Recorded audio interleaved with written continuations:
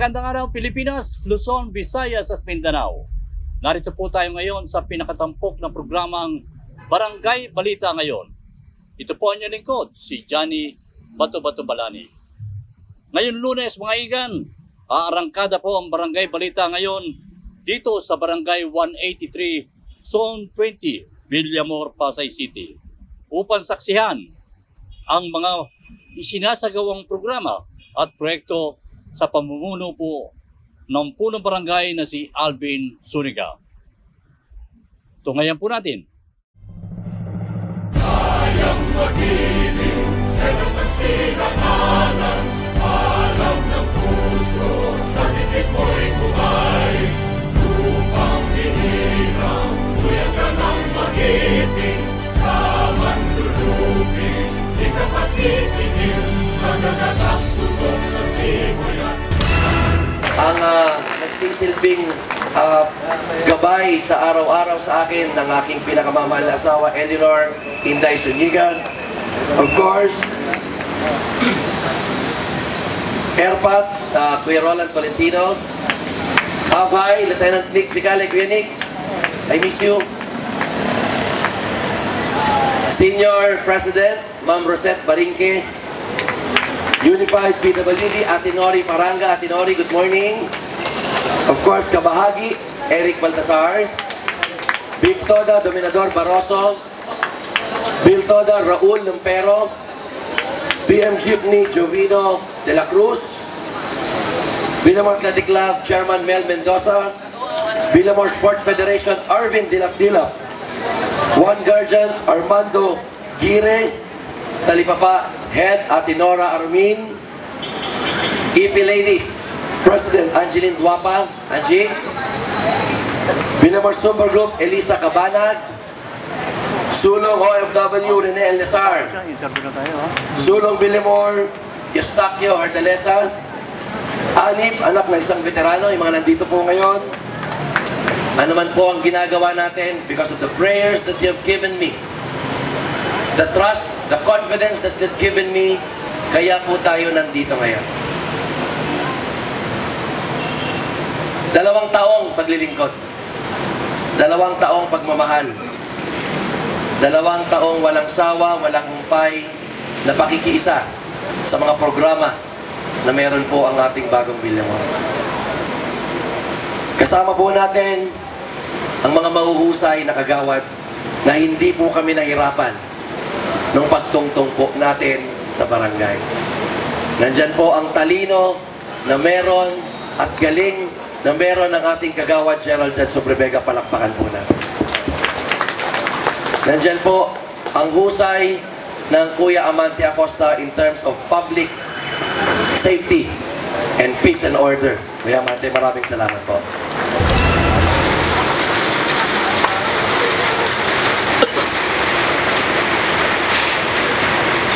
Okay, magandang umaga, Che. At maraming salamat at nabigyan kami ng pagkakataon na makapanayan namin dito sa araw nito. Che, una sa lahat, naisip ko na lang maitanong sa inyo, kamusta po ang pamumuno dito sa Barangay 183? Mabuti naman po dahil kahit papaano sa tulong po ng Diyos at sa tulong din po ng mga mamamayan natin sa Barangay 183, nagagawa po natin pinangarap natin noon, may po unti-unti lang. Napakaganda ng inyong programa. Ano po ba yung naganap ngayon sa araw na ito? Ito po yung aming first Monday of the month na nag-racing, kung saan i-highlight ang lahat po ng mga achievers natin sa barangay, to include yung mga school po natin, yung mga nagtagumpay sa pampalakasan, nagtagumpay po doon sa lahat ng mga sektor na meron po tayo. At inaaniyahan po natin ang lahat ng mga yan para po maging bahagi ng flag racing natin. Kasama po ang ating mga minamahal na kagawad, magmula po sa ating mga department heads, at saka po lahat ng mga zone leaders, assistant zone leaders, at saka mga state leaders po natin. Okay, Che, paano po ninyo isinusulong ang pagkakaisa dito sa inyong barangay?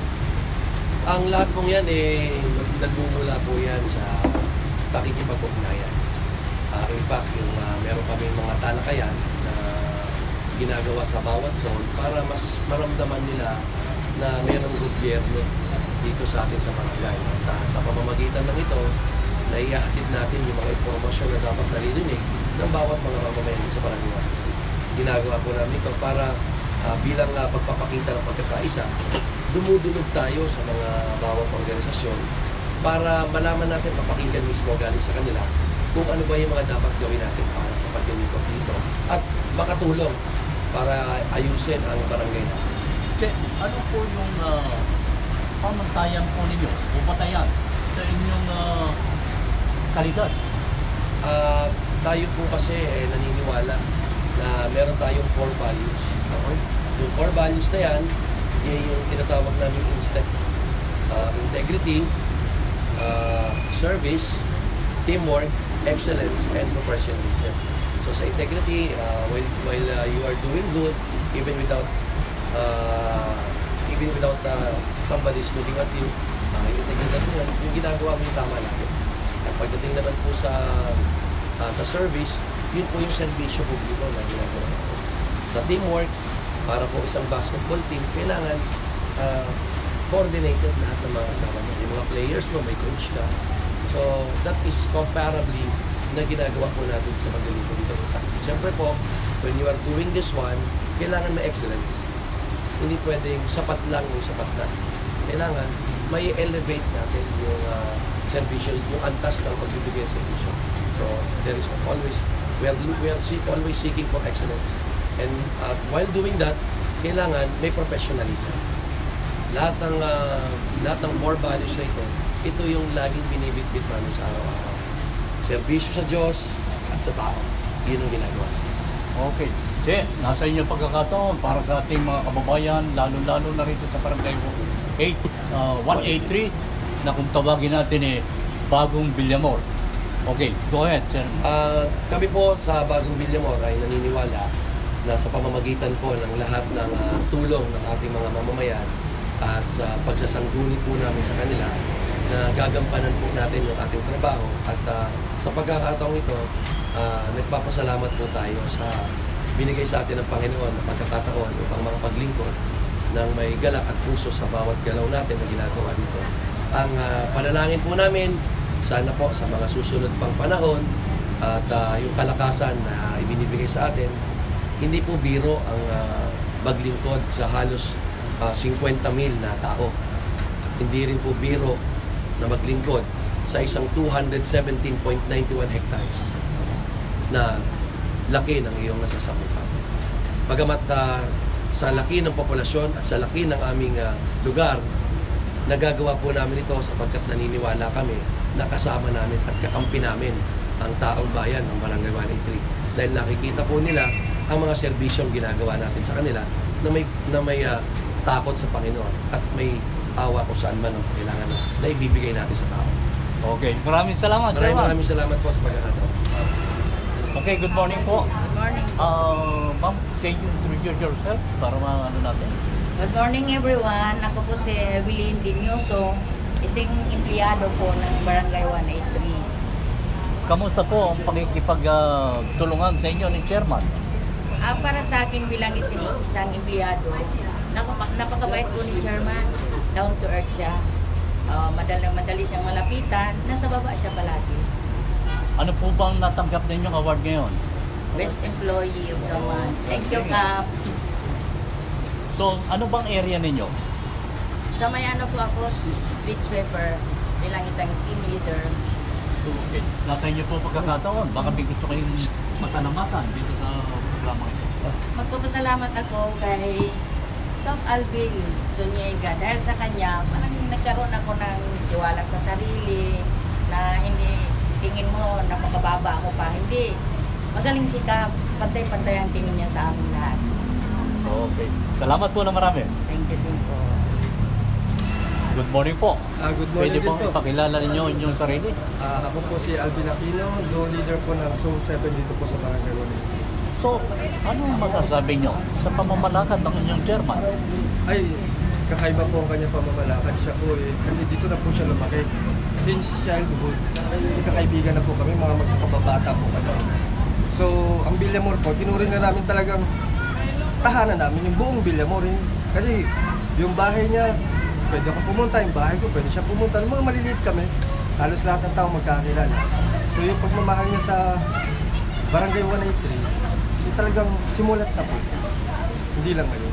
Okay, ano naman ang katangian ni Chairman para sa inyo? Ang number 1 katangian niya, super sipag. Hindi siya nagsasawa, yung walang pagod, parang talagang nasa bahay lang. Parang bahay niya isang buong Barangay 183. Okay, may gusto ka bang pasalamatan? Go ahead. Gusto kong pasalamatan si Chairman sa kanyang pagmamahal sa barangay at sa mga residente. Number 1 kagam. Number 1 po talaga. At God bless you po. Okay.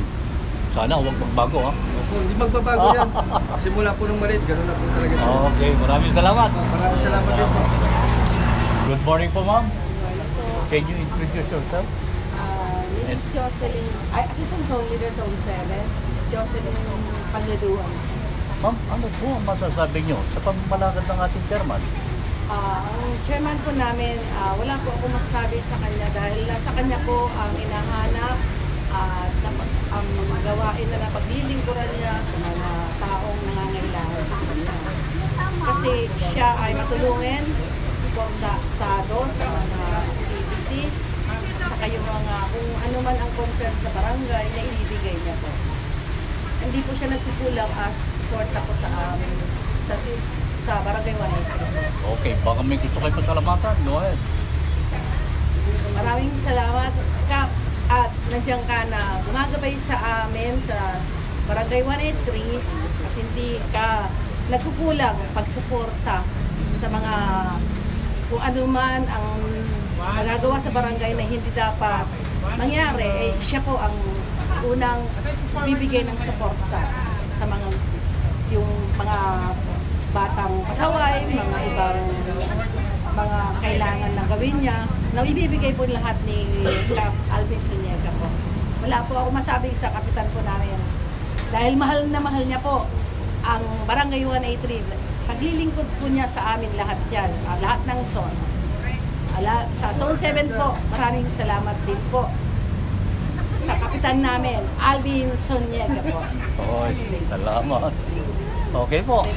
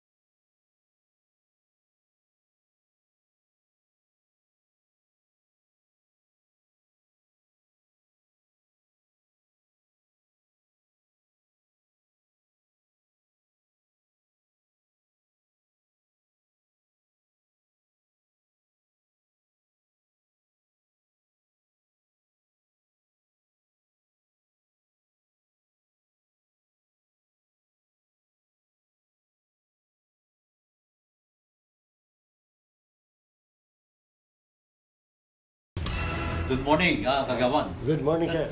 Kagawan, tanongin ko lang, mga ilang termino na ang inyong panunukulan sa araw sa ngayon? Sa ngayon, sir, nakatatlong termino na ako. So, Pang tatlong termino ko, last term ko na itong last term na.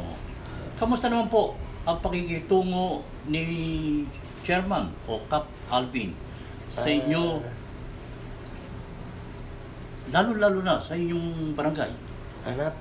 Kung sa pakikitungo, kasi nga, mula nung umupo si Cap Alvin, napakaganda nang nangyari dito sa barangay. Kasi nga, dati rin siyang, yung bang kanyang ugali na being a military man, para kasi kami, galing kami sa serbisyo na sa military.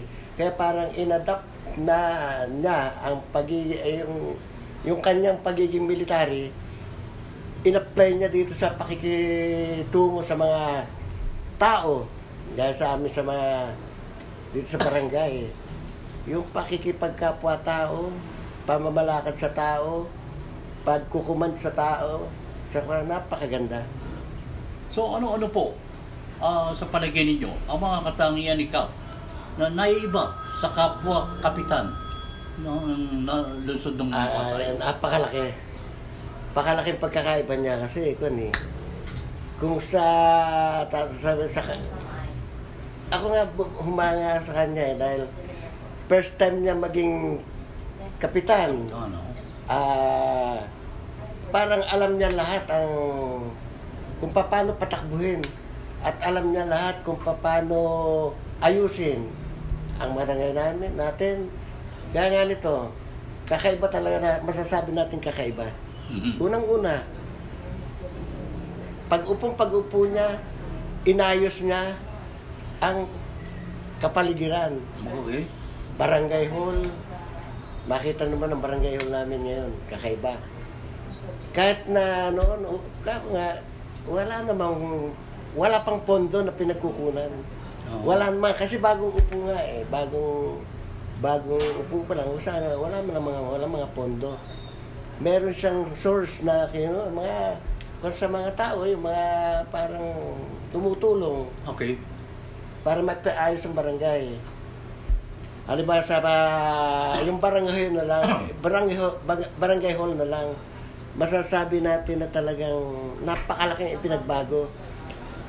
Katulad dati na marami siyang naipagawang building dito. Yung halimbawa yung kapaligiran natin, gaya meron kami ngayong auditorium dito na naipagawa. Okay. Hindi na kami pupunta sa seminar. Dati pag magse-seminar kami, gagastos pa kami sa transportation para mag-seminar, gagastos pa kami sa mga venue. Ngayon, hindi na kami gagastos sa venue kasi meron na kaming pwedeng pagdausan ng seminar dito sa ating barangay.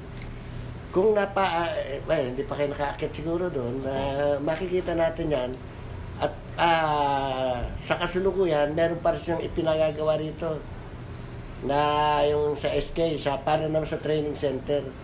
Kaya nga kung sasabihin na ang kanyang serbisyo, inilaan niya rito talaga sa barangay. Hindi yung parang serbisyo lang na para lang ganun. Ang kanya talaga tao sa puso ang kanyang pagsiservisyo. Kasi makikita ng tao ang pagbabago. Hindi lang dito sa barangay, dito sa barangay hall. Pati kung makakapasok kayo dito sa barangay, sa aming yung sa kapaligiran. Kasi nga, itong pakalawak ng barangay na ito, siya mismo. Okay, Kagawad Amante Acosta, bakit tinawag siyang bagong Bilyamor? Kasi kaya binago ang Bilyamor. Ibig sabihin, nagbago ang Bilyamor. Yung sa pananaw ko, nabago ang lahat.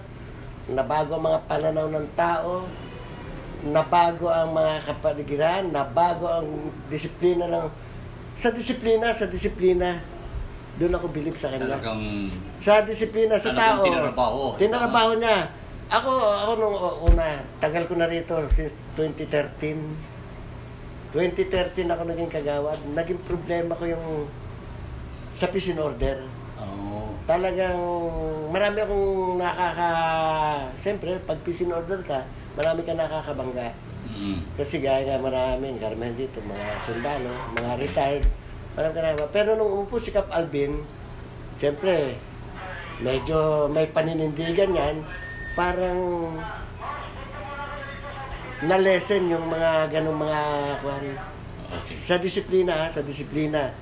Nawala yung mga astig-astig na mga kwan. Ibig sabihin, talagang kwan. Maskulado kasi, no? Hindi talagang, saka kung yung hindi naman sa tao hindi naman siya kinatatakutan Hindi naman kinatatakutan. Kinahihiyaan at iginagalang. Hindi kinatatakutan. Iginagalang at kakahiyaan. Kasi pag ikaw nahihiya sa isang tao, hindi ka matatakot. Nakakahiyang gumawa ng ganitong kataratuduhan na painom-inom ka sa kalsada dyan, na palasing-lasing, nagwawala ka. Oo. Mga sundalo, mga kwan na gano'n, wala ang mga gano'n. Okay, Kagawad Acosta, mensahe po natin para kay Cap Alvin. Ayan. Para kay Cap Alvin, sana Cap, ipagpatuloy mo ang iyong mga magagandang gawain dito sa ating barangay para lalong gumanda. Alam ko naman na kahit na talagang ipinagtutuloy-tuloy mo. Iniisip mo lahat ang kapakanan ng mga mamamayan, ng mga taga-barangay. Puro kapakanan. Kahit na sabi nga kahit na bata. Kahit bata talaga, kilala siya ng buong bata. Talagang ibig sabihin talagang napakagaling niyang tao. Napakagaling na pinuno ng barangay. Kasi nga, ang kanyang paglilingkod ay para sa kan. Kaya Cap Alvin, tuloy-tuloy mo lang ang paglilingkod na napakaganda, talagang kahanga-hanga. Kahanga-hanga ang paglilingkod mo. Ang ginagawa mong paglilingkod sa ating barangay. Napakarami mong natutulungan, napapaganda mo ang ating barangay, nadidisiplina mo ang mga, hindi ko sasabihin mga tarantado ha, hindi ko sasabihin, nadidisiplina mo yung mga kandyan. Kasi iba si Cap Alvin, hindi ko nakitang magalit. Very gentle ang kanyang approach, kasi rito siya hindi katulad ko talaga, minsan ako nakakapagmura. Kasi kapag si Cap Alvin kasi, kahit galit siya, hindi niya pinapakita na galit siya. Very gentle ang kanyang pag-approach sa tao. Kahit galit na siya, pakiusap ba? O, ikaw ba, tarantado ka, magtatarantado ka, napakaganda ng approach niya. Talagang bilib ako sa kanya sa pagkuhan niya. Okay. Cap, sana, magkakasama, mahaba-haba pang ka natin. Isang taon tayo magkakasama ditong maglilingkod sa barangay. Ikaw, tuloy-tuloy mo. Tuloy-tuloy pa siya kasi mahaba pa siya. Tayo pagka may eleksyon, siguradong kukunin ka. panalo siya. Okay, Barangay Kagawad Amante Acosta, maraming salamat po Sir. sa pagkakataong ito. Sir. Thank you very much, sir.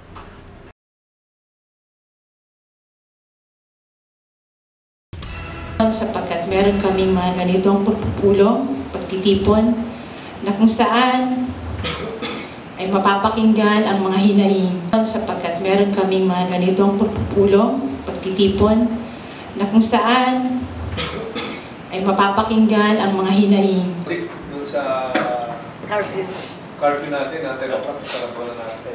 Well, it is not actually our ang natin dyan, siyempre pag kung ano man yung in-implement natin ordinansa yun dahil dito sa loob natin.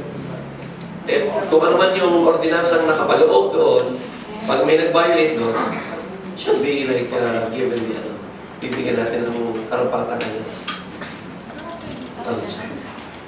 Yes, Chief Admin Francis. Yes. Masisecure tayo ng gate natin. Yes. Or yung one exit and one entry passage natin. What if yung gabi na yun, yung travel nila, kasi more or less, iikot sila, hindi naman nila alam kung yung mga pasahero na yan, would be trying to, dito, makapasok sa atin. So, dapat ma-identify natin yung babaan lang po talaga. Then, exactly. Dito po natin, yung counter-checking natin dito. Yes. Yun lang naman, sir. Dapat ma-identify yung loading area nila and unloading area within, lalo na sa gabi. Especially after 10 p.m. Yes po. For us to be able also to include what are the things that you would want to include on that particular application of the route. Also, at siyempre, kailangan dito matibay yung pinangahawakan natin. And it should be correspond with the what we have here in our barangay. Yes, Kagawad General Sobrevega, you're recognized. Kindly give the microphone. But I'm also particular po doon sa mga technicalities that the barangay council will encounter. Like for example, I've read your resolution coming from the LTFRB that they give you a provisional authority. So pagka provision, it means it's temporary lang. So yun po, we are looking for the long-term solution for this particular concern. Also, with regards, sir, doon po sa like what I asked you in our session, naka-CC ito sa Arca South Taguig. So I have concerns po if the Barangay 183 or the Pasay City LGU will encounter a problem in the long run because you are under po ng Arca South. So ano po yung mga possible na namin doon na kumbaga yung assurance ng Barangay Council will give you the resolution na hindi po ninyo, okay po yun sa amin. Pero syempre kami po ang titignan po ng Barangay Council doon, ano yung mga posible yung encounter namin at pinirmahan namin yun. Baka po kami ang balikan ng LGU kasi inalaw namin kayo without their permission. Kasi katulad po ng pinagit nyo, kami po yung mga unang mag-release ng resolution before sa kanila. And pagka binigay po namin yung resolution, ano po yung mga possible pa na mamaya i-declare nila, tapos kami po yung mabalikan. Yun lang po ang aming mabibigyan ng kaliwanagan itong bagay nito. For as long as what we will ask coming from you is dapat klaro ang lahat. And provided that there will be like the clearances or the coming from the LTFRB, ano po ba yung mga kailangan ninyo doon? We need to be very, the objective of this public hearing is for us to be able to hear coming from stakeholders and for us also to hear coming from you as the proponent of this the application of the legal speaker. Ngayon, nakikita ko medyo maraming may mga underlying concerns pa tayo that needs to be answered. Now, based po dito sa pagkukonsult po natin sa Barangay Council, i-reset po natin ito.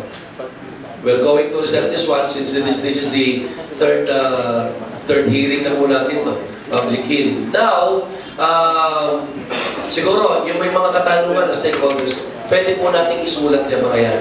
Then you submit it to us, then we will forward it to the Nicol. And at your own end naman, sir, those questions that you have heard earlier, kailangan po mabigyan natin ng tugon yun. Para mapagpunta natin sa next hearing natin, mas klaro na, mas na-define na natin kung ano ba talaga yung ruta. Okay na po ba sa LTFRB? Kasi ako naniniwala ako, since the regulating office for this concern is the LTFRB. Now, ang LTFRB hindi naman siya magbibigay right away ng prangkisa unless otherwise that they will provide inspection, further ocular inspection for this particular matter. Tama mo ba? So, yun yung natin, yun yung concern natin. So, we would like to ask from the Barangay Council if there are questions pa na gusto pa ninyong i-raise. Then, we will be asking from the audience also, the stakeholders, if there are questions. Tapos pagkatapos, pag wala na po, i-adjourn na po natin ito. We are going to reset this one into another day, time, so that maging klaro na po at mas magdamanin tayo lahat. Okay? Dalang tiwala at pasalamat sa pong may kapal na napaligayan ng grupo ng Barangay Balita ngayon. Ang aming mga suking tikapanood mula pa rin sa Barangay 183, Zone 20, Villamor, Pasay City. Ito po ang inyong lingkod, si Johnny Balaning, pansamantalang nagpapaalam. Magandang tanghali po sa inyong lahat.